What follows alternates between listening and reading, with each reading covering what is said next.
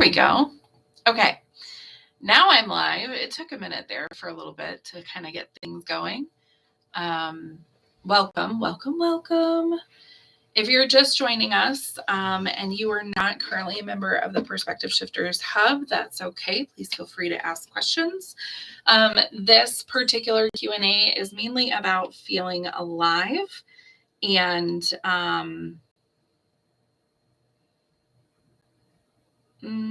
okay, sorry. I just got a question from Kelly. So I'm going to answer it here. If you are having an issue with the Heartbeat app, shut it down and restart it,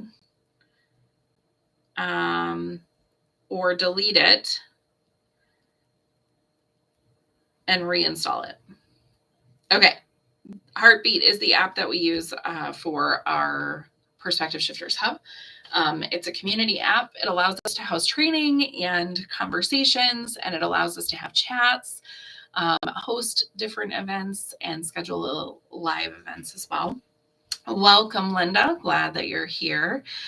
So I just wanted to kind of give you all a platform to ask questions and have me answer them, especially if questions are something that other people might feel some benefit from. One of the questions that I wanted to answer straight out of the gate, I've been getting a lot of questions from authors lately, authors who want to know what they need to do to write their book the right way. And I want to address this because there's a lot of different conversation in the author community. And I know when we're searching for answers, we can go down rabbit holes and end in a place that we feel like we have clarity, we feel like things make sense.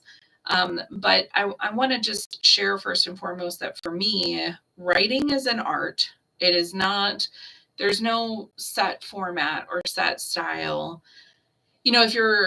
If you're reading a book and you're like, oh, I want my book to read like this, or I want my book to have a similar story or similar arc to it, then yeah, okay, so there's a way that you're doing it that might seem like the right or the wrong way. But I think ultimately when we're creating a book, when we're creating a piece of art, when we're creating something that is personal to us, there is no right or wrong way. And I wanted to clear that up, especially for any of my author clients who are watching. There's so many different styles of books. There's so many different versions of words that we've heard over the last 20 centuries. I don't know, however long that we've been alive as humans. And so there's no right or wrong way.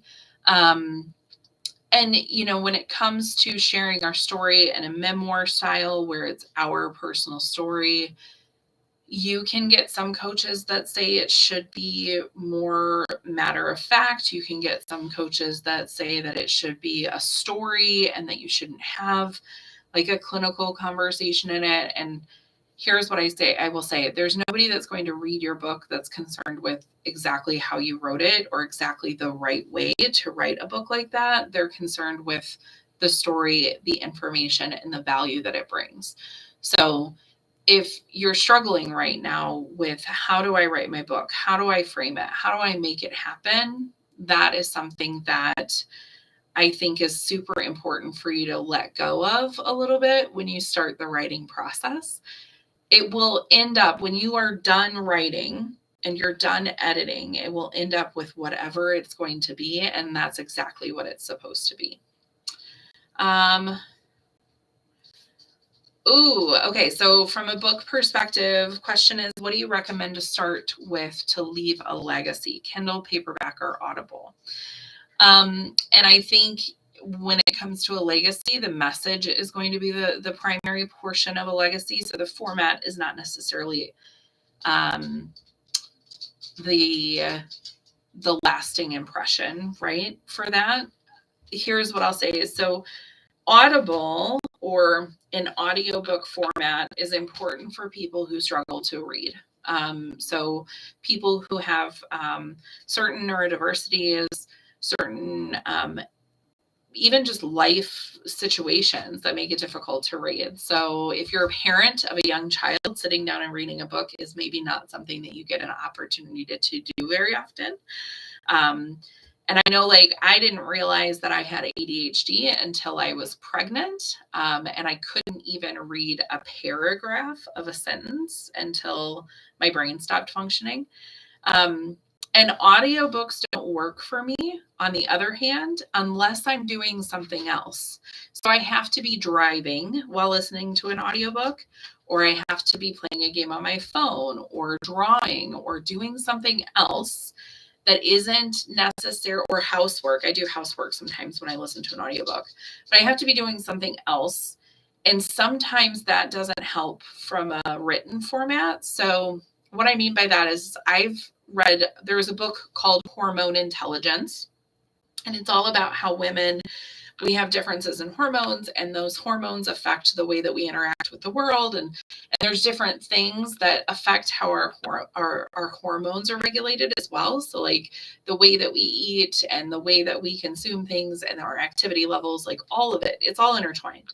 So I'm reading this book and I'm listening to it, and there's such great information that I know I could apply to my life, but there's no way for me to pull that information out of that book because I'm driving and listening to it, right? So I really needed the paperback copy or the hardcover copy so that I could understand what was going on. So there's certain books for me personally that I need a paperback or a print copy. And then there's certain books that I can't get through if I'm reading it, and I need it in an audiobook version while I'm doing something else. So the thing about the different formats, whether it's Kindle, paperback, audiobook, guidebook, workbook, companion, like whatever that is, for me, the different formats are an accessibility aspect, right? So it's more around who has access to your book that might get better impact from that.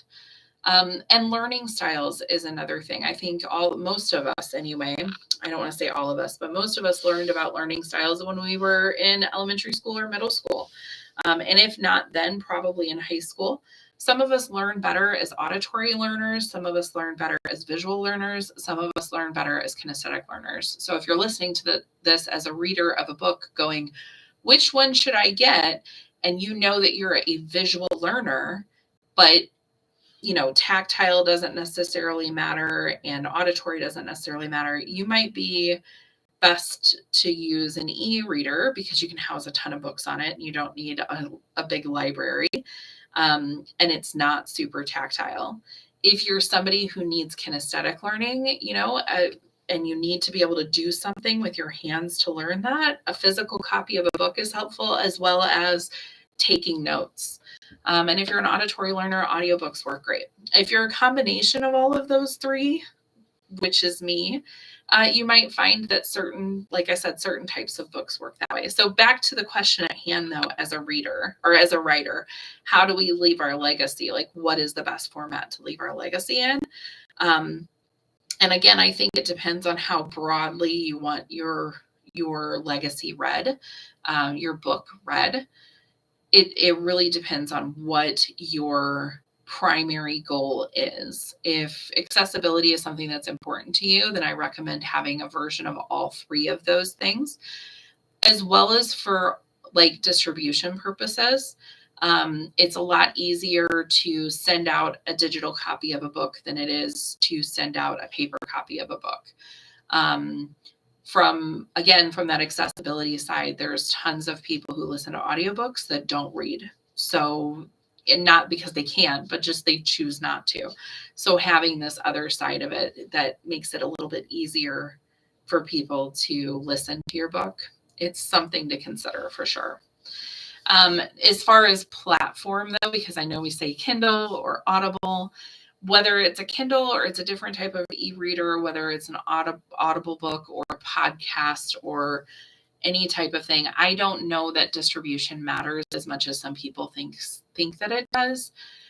I know that you can reach a lot more people in the Amazon space because Amazon has such a wide customer base, and they've really become like some of the go-tos for books. But from an ethics standpoint and kind of understanding like where we're at in the world, a lot of people are starting to say, I don't want to have anything to do with Amazon. And so having a different alternative for that might be helpful. And I know with like Kindle Unlimited, it's an exclusive platform. So like you can't put your ebook up anywhere else if you have it on Kindle Unlimited. But Kindle Unlimited allows people to read your ebook through the Amazon space if they're subscribed to Kindle Unlimited without paying anything additionally. So it just kind of depends. Like it really is dependent on how you feel as an author, where you're at as an author, what makes sense for you and your values, where you stand with it. And it's a personal decision for every author at that point. And I know that's kind of a non-answer. So, we can talk about what makes most sense for you. I've gotten to the point now where I encourage most author friends that I have to put things on their website that give people access to their books. So doing things through their own e-commerce platform, which I'm kind of working on myself. So if you go to my website, you can find my books, but they're linked back to Amazon right now, because right now Amazon is the only place that I'm selling through. But I've recently discovered that Amazon is not paying me for my books. So, and I shouldn't say recently, I've known for a while that they're not paying me, and I've just chosen to ignore it. So I'm about to take that space down and not allow Amazon to access my books anymore, and pull that back into my own ecosystem and use a different print on demand publisher. So long answer for that. I don't know if that, I actually am not sure why they're not paying me. I suspect it's because my book was loaded through Ingram Spark and then just open to everyone from there, but I've not received a payment from Ingram Spark. So I actually don't know if it's Amazon that's not paying me or if it's Ingram Spark that's not paying me, but somewhere along the line, the connection is not being made, and I've not made any money on my books since it's launched. And that was in 2022. So it's time to take it down and just step back from it and then turn it around. So if it's not a paper copy that I'm sending out myself, I'm not making money on it. And that doesn't seem right to me, especially since I know that people have read it digitally that I did not send copies to. So, in fact, I know that I've purchased digital copies to send to people and never gotten my pay on it. So there's that.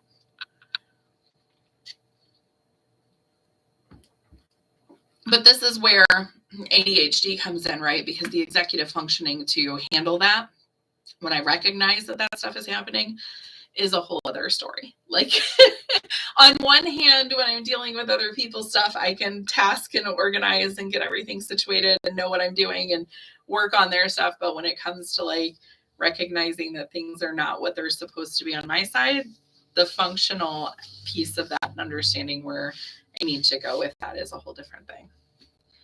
So, okay, so all of that said, another thing that I wanted to address is also it's book related. It's the idea of putting things in a book that you're afraid that other people might read. So this has been a topic that's come up a couple of times over the last, I am actually going to say few months. And so I think, especially if you're writing a nonfiction or a memoir story, I want to just address this aspect because I think it's really important for us to understand that our stories is what made us who we are today. And so I talk about this a lot when I do sessions, when I do coaching, but our perspective is what it is. It's us coming to the floor right now with our lens of experience.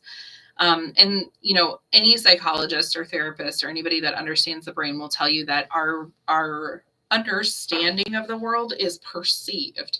It doesn't make it right or wrong. It doesn't make it fact or fiction. But the fact is that we perceive things, and that perception of the incidents or the events that happened, it may not be the 100% truth from somebody else's perspective, but that understanding of that event gives us a certain feeling or experience. And that's what leads us to today. So if you're writing a memoir and you're trying to explain things and you're afraid to put pieces in your story that seem like they might not sit well with other people, I want to invite you to come at your memoir from the idea that you're writing your story and that it's your perception and it's not a judgment on anybody else. It is not they did this wrong and therefore this happened. It's just this happened, and the way that our brains work, this happened as a result. So it's not, your memoir is not a place to assign blame to other people. And I think most of us know that when we're writing a memoir. And I think that's one of the reasons that we can get concerned about what we put in that book that other people might read. And I just felt it necessary to have this conversation here so that people can understand that it's your story. It's your experience. It's your understanding of those events. If you're concerned about what people will say, then put something at the beginning of your book that outlines that. Like, this is my experience. It doesn't mean that it's fact. It doesn't mean that this is what happened. This is how I viewed things. This is how it impacted me. These are the feelings that I experienced from it. And anything else from that, is what it is. And I don't assign guilt or blame or any of that. But this is what it was. And letting people know that at the beginning of your stories so that you can be and feel free to express yourself accordingly is super important. So those are the two big questions that I wanted to address. I'm watching the chat, so if you have questions or if you want to talk about something specifically, go ahead and put that into the chat. And I will say that you can, if you've got my personal details or a way to contact me personally, please feel free to shoot me a message and I'll try to answer live here. And if it's more personal in nature, you can message me and I will make sure that, if you say so, like, I won't share who it is.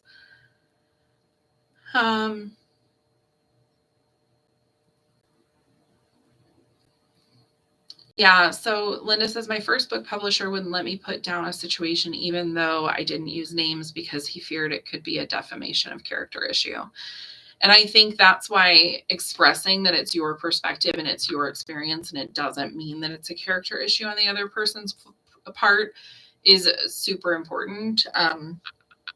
Because you're right. Like, there are some situations where it could be a defamation of character issue, right? Especially if we're assigning blame or if we're using names or if we're going through that. So there are certain situations I think that maybe that is called for. And I think there's another aspect of it too, from a legality standpoint. So like, if you're sharing confidential information from a client or from a business that you're working with, that also might be something to be considerate of. A lot of what I'm talking about specifically is childhood situations. So experiences that we've had as a child that we're worried maybe that our parents will read it and they'll think, or siblings or ex-boyfriends or ex-husbands or whatever may read that book and feel like, oh, they've said XYZ about me. So that's, again, the reason that I feel like it's really important that we express that it's our thoughts and feelings and not necessarily a reflection of the other person is, I feel, the way to combat that, essentially. So now to that point, I'm not a professional book publisher. I'm just an independent author, right? So that might also be something to consider when you're taking my thoughts and advice. But in the end of it, though, here's what I'll say. If you're struggling to write your first draft because you're worried about things getting put in there, that's why we have publishers and editors, is so that we can look at your first draft and say, we might not want to put that in there. So write it, period. Ultimately, at the end of the day, your first draft, you need to finish it. You can't have a book, you can't have editors, you can't have a cover page, you can't have people read your book if it's not finished. And so that's the most important piece of this. And that's why I say that, like, from a mentality standpoint, if you need to get around that curve just to be able to write your book, then write it at the beginning. And anything that you read back through later on that you're like, I don't think that this needs to be in my book, we can take it out.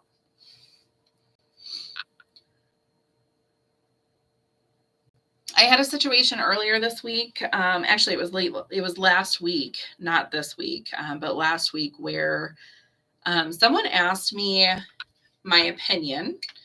And I also want it to be known that, like, I have a ton of experience diving into and understanding psychology, depression, mental health, but I am not a licensed therapist.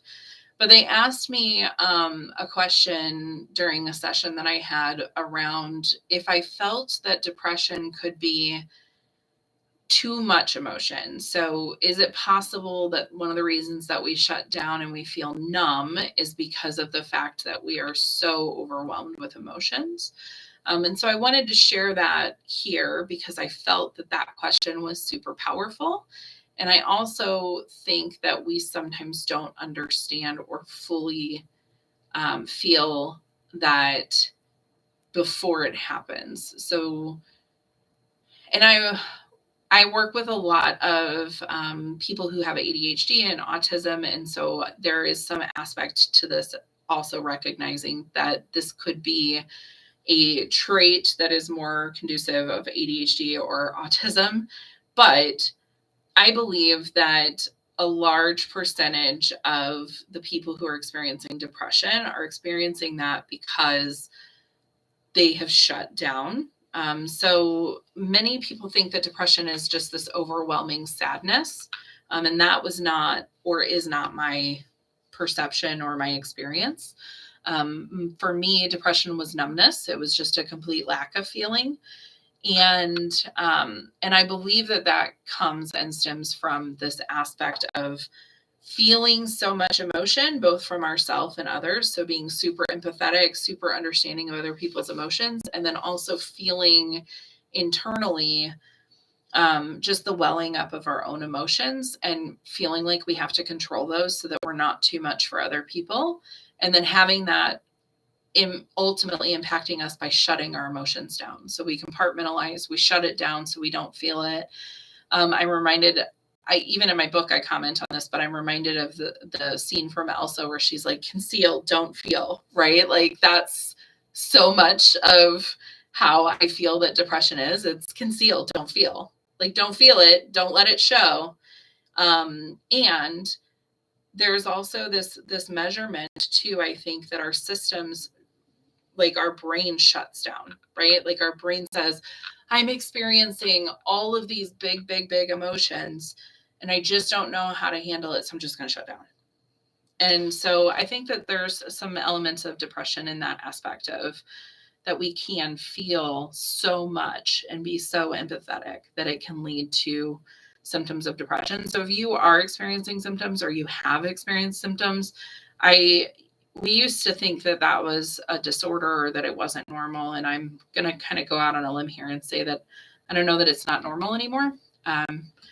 1 in 3 adults in the United States have experienced depression to the point where they have a diagnosis. Like 1 in 3 adults in the United States of America has a diagnosis for depression, which means that there's a whole load of us out there who don't have a diagnosis who are experiencing depression. So, and I have a client right now who we have conversations about how there's misdiagnosis out there as well, where there's depression as a result of all of these other things that aren't getting taken care of.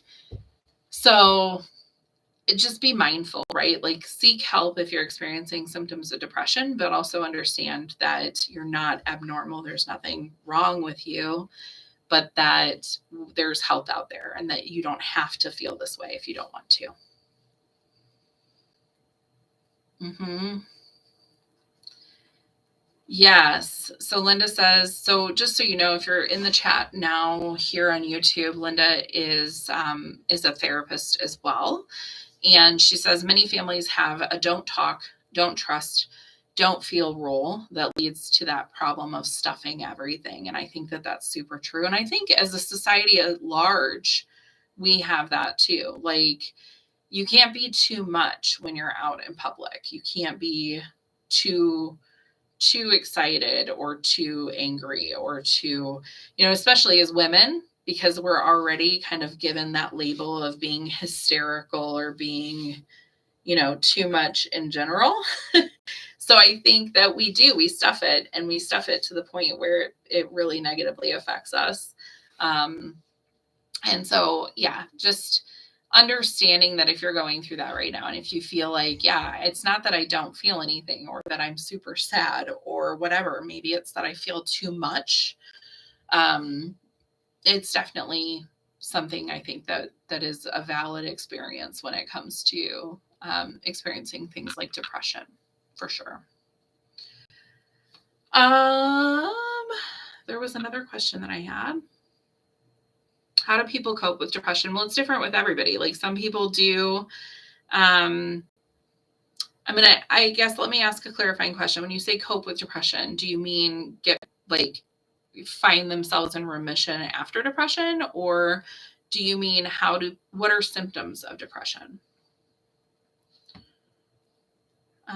Another question while we wait for a response on that came up is around interview skills this week. So I will go into that.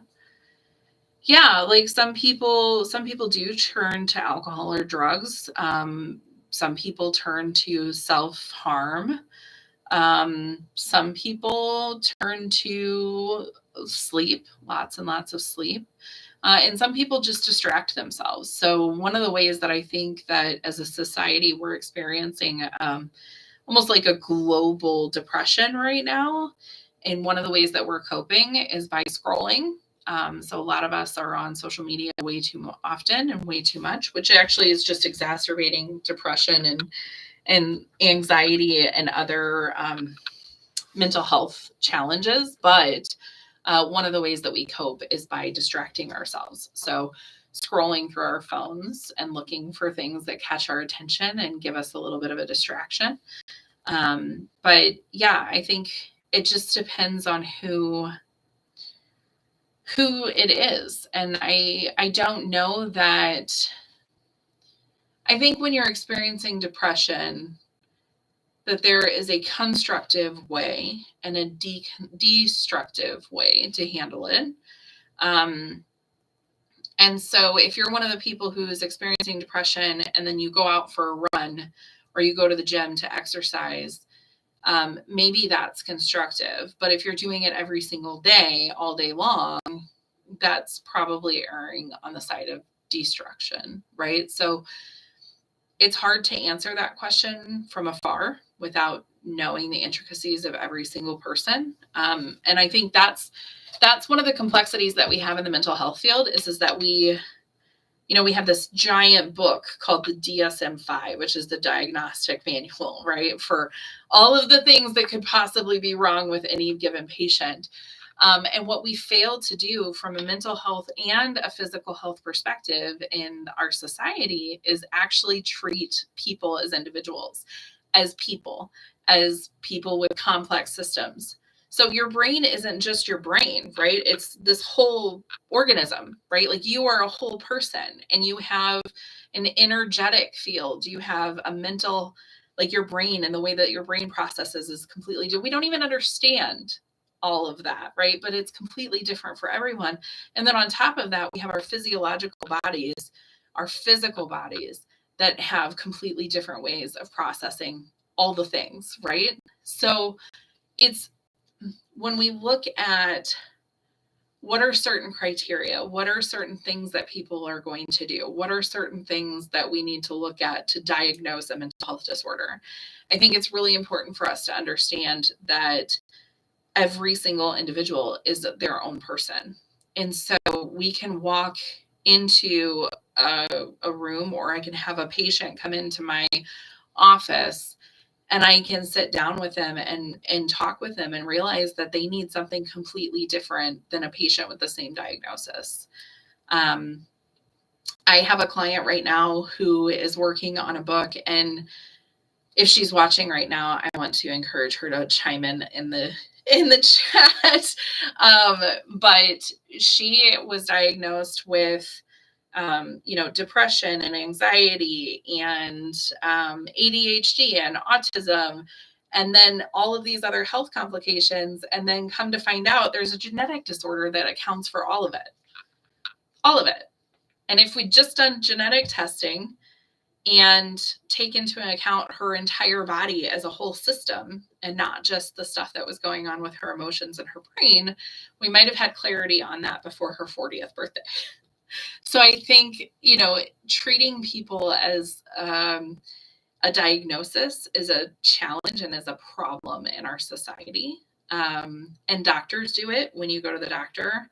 And as therapists and even mental health coaches, like, we do that as well, right? We just assume that everybody is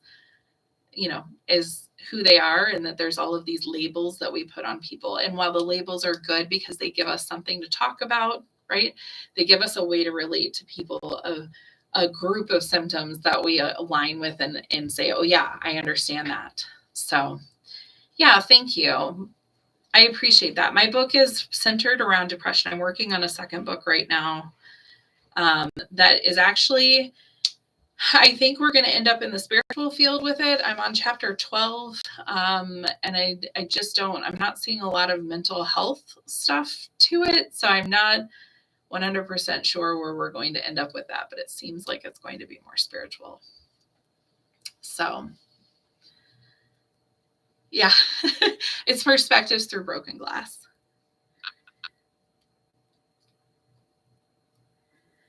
Yeah. Yeah. So Lisa commented, so it's 10 mental health diagnoses. And then just to realize that it's ADHD and ASD, or autism spectrum disorder and attention deficit hyperactivity disorder. And then come to find out it's actually a rare version of Ehlers-Danlos syndrome. So I think that like, her story to me speaks so much volume around things that I've been talking about for so long. Like, every individual is so different. And even when I was in the corporate world and I was coaching my employees, understanding that every single one of them needed different things and understood things from a different perspective and experienced different things, even in just one meeting, is critical to understanding people. And I think we try to make understanding people easy. And it's just inevitably a topic that's never going to be easy because we're just complicated. We're so complicated.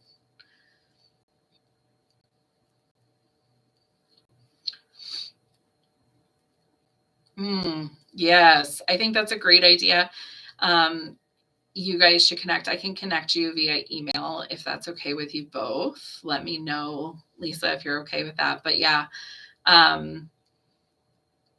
it's so, the whole thing is just so interesting. And I think that's why I started this process of going down the rabbit hole. I remember sitting in a high school class, Psych 101 basically is what it was, but it was a high school version of it. And my instructor showed a video of the brain and the synapses firing and how it's just kind of an order of code, essentially. Like, this synapse fires and this synapse fires, and like, it's just a neurology aspect. And we didn't understand it at the time, and that was 2003 or 2004. And they were like, yeah, there's so many things we don't know about the brain. And I'm like, what?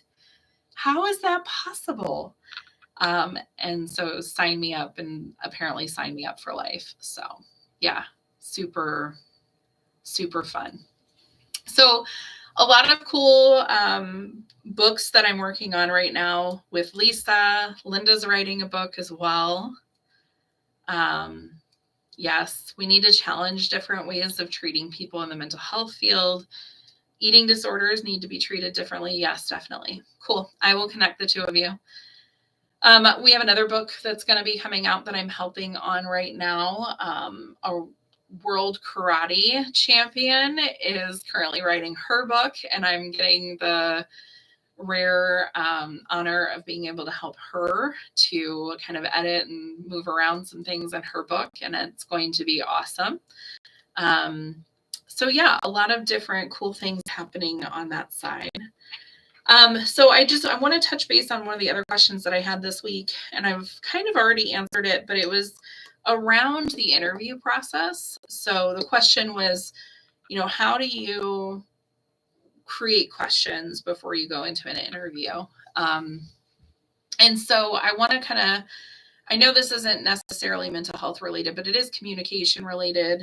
It is conversation that I think is super important right now, because if you are looking for a position somewhere, or you are experiencing a space where you need to have a conversation with someone, even a client, like even if you're looking at, is this the right client for me to bring on? I think it's super important to analyze what makes sense from what questions do I ask. So this was someone that brought these questions to me, and she had 5 questions, and she was like, how do these sound? And they were actually basically different representations of questions that I had already written for other. I have a full form that says other questions, or questions to ask other companies. Because when I was job searching, most of the time I was with a company already, and I didn't want to leave that company unless I know it was a sure bet. And that's how I encourage you to think about when you're looking for a job, because you can go and you can get hired, at many different companies, and that's usually not as much of a challenge as finding the right company, and a company that's going to not only give you an opportunity to invest into the company, but also give that you an opportunity to grow with that company, and not just grow like from a promotional standpoint, but also grow just as a person and from a personal and a professional development standpoint. So the questions that I like to ask are around stability, around resources, around opportunities, and around culture. And specifically, these questions are aimed at going into a leadership position. So if you're looking at switching companies or moving up in your company, the questions that I look at are basically, they sum down to these 4 questions are: 1, are you hiring me temporarily, or are you hiring me because this is a long-term position? And are you replacing someone, or and how often are you doing that, right? So I want to know that the company that I'm going to has a stable foundation, they treat their employees well, that I'm not going to have to worry about a high turnover rate, because I want to be able to form connections with people and not just have them step away right after I start. So that's one aspect. So, and a lot of what I've done is sales. So also around like, what are their processes for dealing with clients? Do they treat their employees in a way that makes dealing with clients easy? Do they hold their employees to a high level of respect, as well as their clients? Do they understand their clients? That's another one that I want answers on. And so there are different ways to ask these questions before you, you don't want to walk into a interview and say, do you understand your clients? Because inevitably they're always going to say, of course we understand our clients. But asking questions like, how does the customer service process work? How do your clients see their return on their investment? Things along those lines, depending on the type of business that you're working with. So stability, right?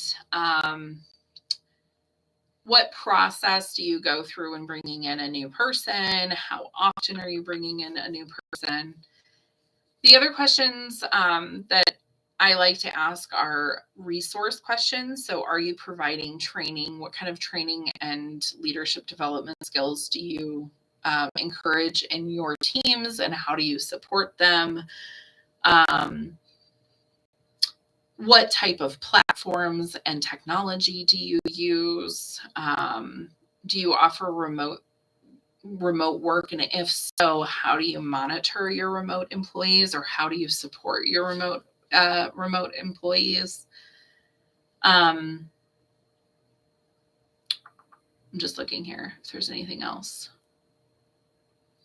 What about IT support? So depending on the type of job that you're doing, do you have a dedicated IT support line? So that one is a really important part for me when I go into a new job, especially at a new company. I am an entrepreneur and I have a tech support. Like I have 2 tech support people that I keep on retainer because who knows, right? Like things could just go completely weird and wonky with my time and my effort and my support. So if the companies that I work with through contract work don't have IT support, I need to know about that, right? So just as if I were walking back into the corporate world and working through there, I want to know that I have support to make sure I can do my job.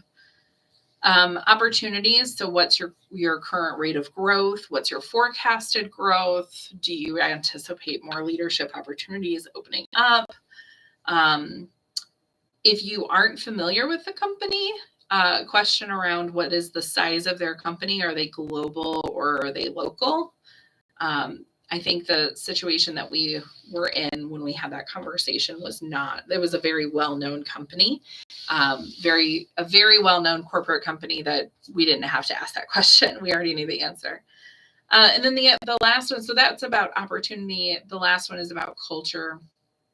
How are you recognizing your employees? Recognition is super important to me personally. If it's important to you, I think that is something to ask. And I think it's something to ask even if you don't feel like recognition is important to you, because recognition is something that a lot of employees don't realize it's important to them until they're not getting it. So always, I recommend you always ask, how do you recognize your employees for a job well done? What are the company goals for the next 4 months? And this is more of a question around, can your interviewer, the person who's giving you the interview, answer that question? So while it seems like it's a company question, it's not really a company question, it's a culture question. Because if your interviewer can't tell you what the goals of their organization are for the next few years, and they can't speak to the mission or to what your specific role will be, there's a breakdown of communication between your frontline employees and your corporate employees. And from that perspective, it makes it really difficult to work in that environment. The last one is and this is one that you ask toward the end of the interview when you've shown all of your skills and the things that you're great at. If I were to start this month, what would be my top priorities and where could I help you reach the goals that you talked about? Another one is, what challenges does the team that you are hiring for face, and what solutions are you seeking?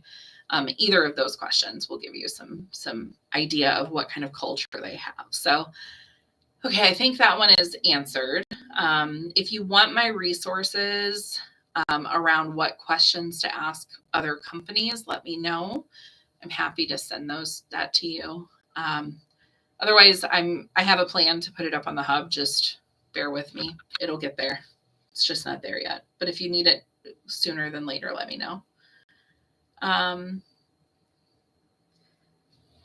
Thanks, Lisa. Appreciate it. I'm not seeing any other questions come through right now.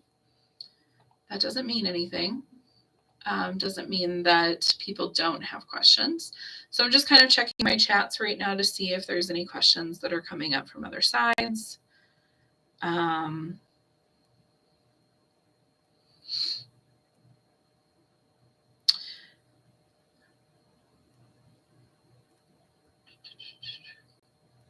There's been a question that's come up a couple times with one particular client of mine. And it's a question that I think that it's more of a general question that I feel like is important for us to answer, especially in the times that we have right now where things are really challenging and people are we're feeling some divide. We're not feeling super confident in our futures and the things that are going on. And that question is around communication. So how do we expand our communication skills?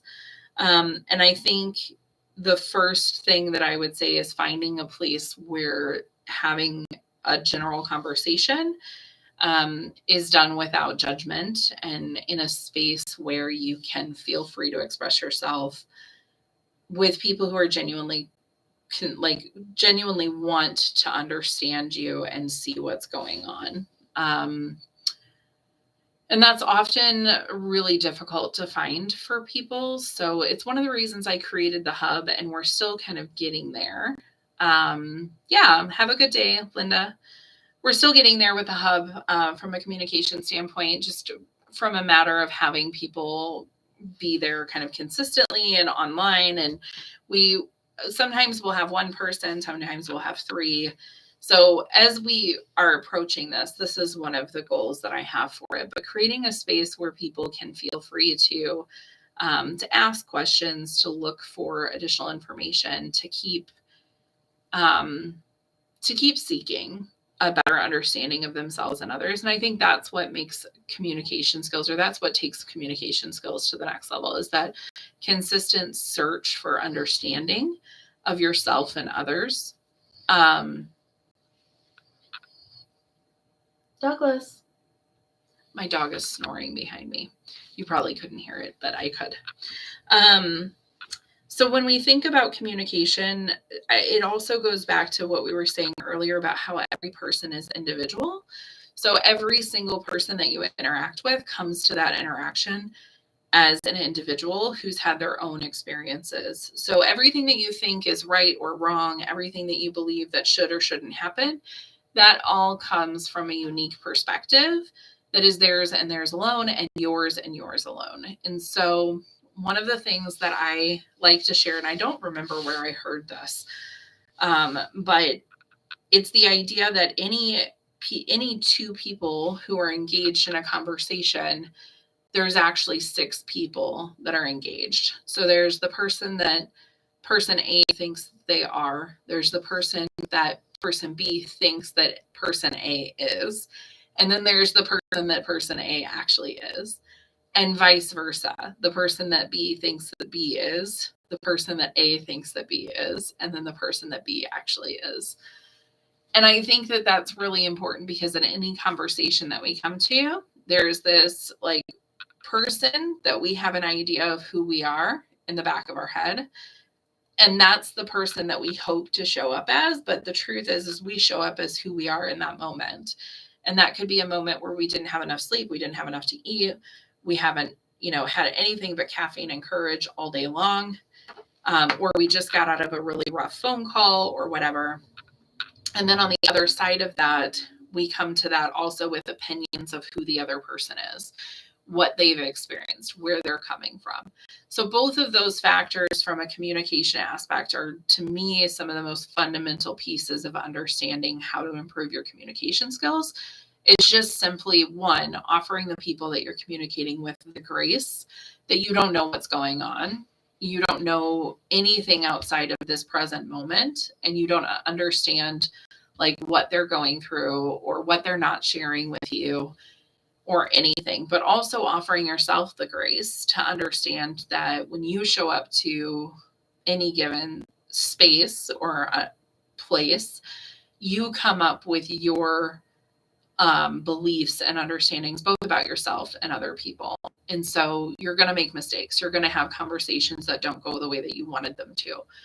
It doesn't mean that your communication skills are bad or they're not good. It just means that you need to seek for a better understanding. So, all right. I don't think I have any other questions to address this week. If you enjoyed this and you would like me to do more of these, please let me know. And I think with that, I'm going to call it, because I have been on here for almost 50 minutes already, and I feel like I didn't realize that.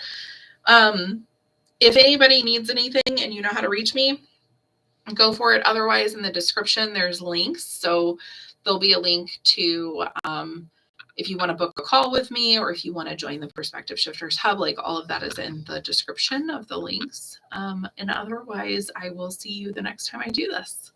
All right. Thanks. Bye.